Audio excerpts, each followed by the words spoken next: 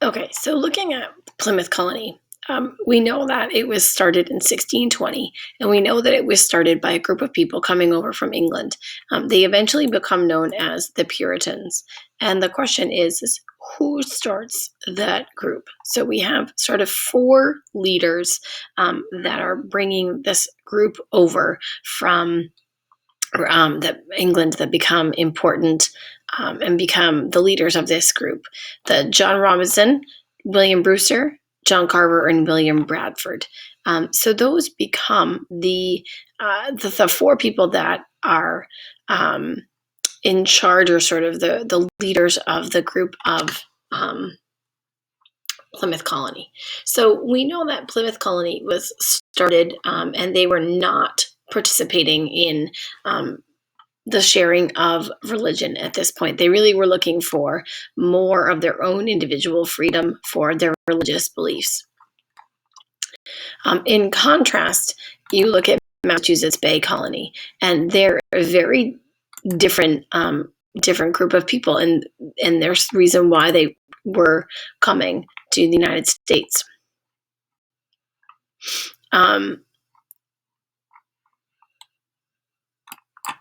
Well, it was not the United States. I should be careful what I say here.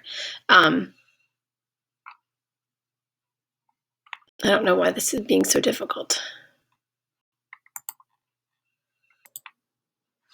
So the Massachusetts Bay Colony had a very different beginning. They were looking to what they call purify the church.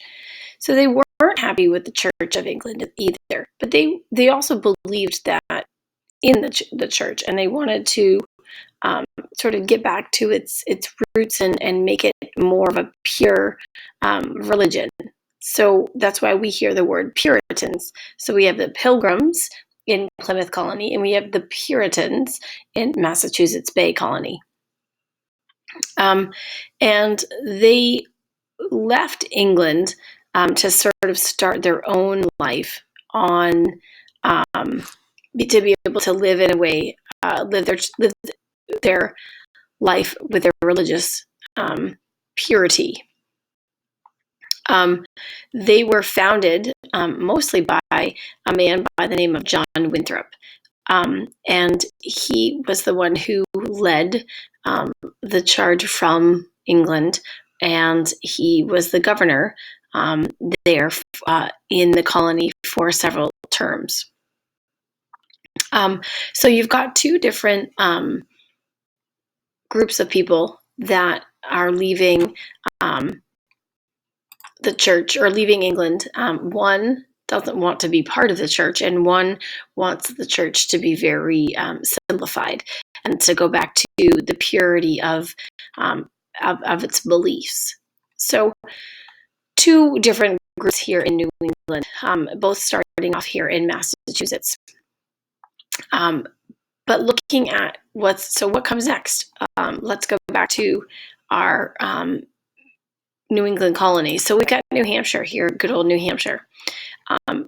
New Hampshire is started when John Mason and Ferdinando Georges were given land. So the king says, okay, we're going to continue to expand. And 2 years after Plymouth is settled, he gives a grant, the king gives a grant to these two men who go off and start their own group in what we now know as New Hampshire.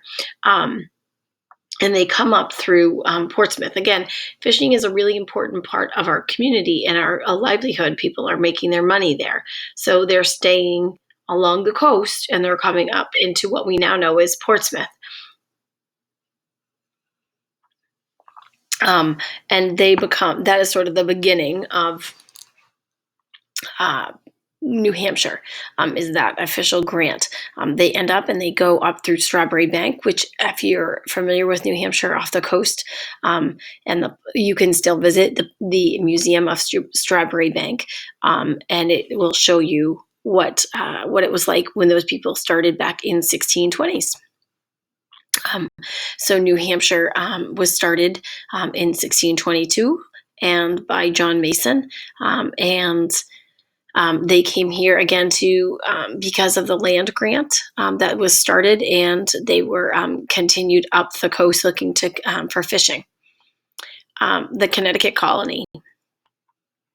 So looking at Connecticut and when that was started, again, Connecticut was originally settled by fur traders in 1614. They sailed up the Connecticut River and built what was now known by what we now know as Hartford. So that's when they originally, the Dutch come here, but they don't. They settle and they do a lot of trading with the fur. We have a lot of animals that are here, and they end up doing a lot of trapping and then killing of the animal, bringing the fur back to England as part of that economy. But the first settlers that are English arrive in Connecticut in 1633 under the leadership of Reverend Thomas Hooker. So they are Puritans that come from Massachusetts Bay. So they're starting a new group after arrival of several colonies, including became. So basically, you're looking at groups from Massachusetts Bay sort of expanding. Again, this idea of conquering new areas and creating your own, and always that opportunity to become a leader in your own colony is driving them. So a group, Reverend Thomas Hooker, again, looking to share the church. They're Puritans, so their version of the church. He's a reverend. That means he's part of the church. And they're moved to the area of Connecticut, and that's sort of they're expanding their area. So that's why you're looking at why Thomas Hooker and Connecticut started. Looking at what comes next.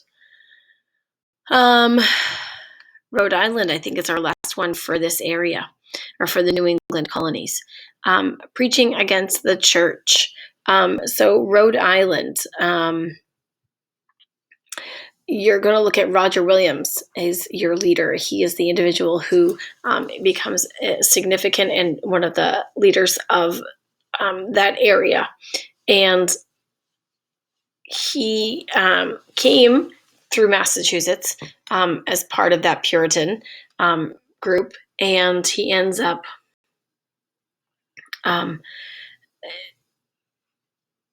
I'm sort of reading this as I'm chatting. It sort of sounds like, John Roger Williams is sort of saying, I have some different opinions about the church. And so the way his beliefs are and his intolerances for some of the things that are happening and the way he thinks should be done, he sort of decides he's going to leave and he's going to take and start up his own space and his own colony. He actually says, if you look here, this is kind of an important piece. He is one of the first to call for the separation of church and state.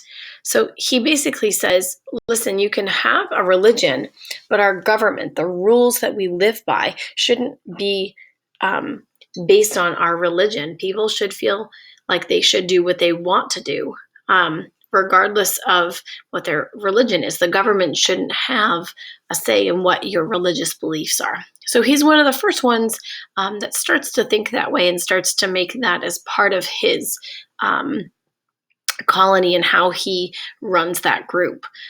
So why is Rhode Island, why do they leave? Why do they start?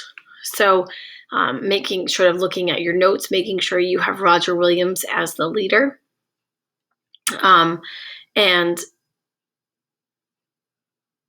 he kind of starts it on his own. He says that church and state should be separated. He does that in 1635, 1636. So I'm just going to read through this. The intolerant Puritans often made it a point to suppress individuals with divergent views. Lots of big words there. What that means is that in the Puritan faith, they are basically saying be quiet because his views are different than what theirs is. So he's kind of more outspoken and they don't appreciate it. They feared people like Roger Williams could influence the people and ultimately threaten the church. In the fall of 1635, they voted to banish him.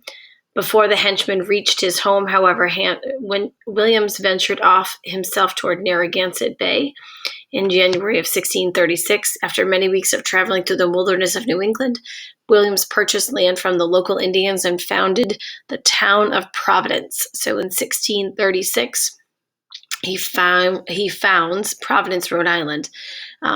Williams devised a compact that allowed all the residents to vote regardless of their religion. Furthermore, he encouraged religious sects unpopular with the church to settle in Providence. So he kind of says, listen, if you don't like the church, you don't like the way they're doing it, come here. I'm giving you that freedom. So certainly one of the forethinking of the colonists. And how thinking about where our country is and how that becomes a really big, important virtue or belief in our country's upbringing and how we found our country.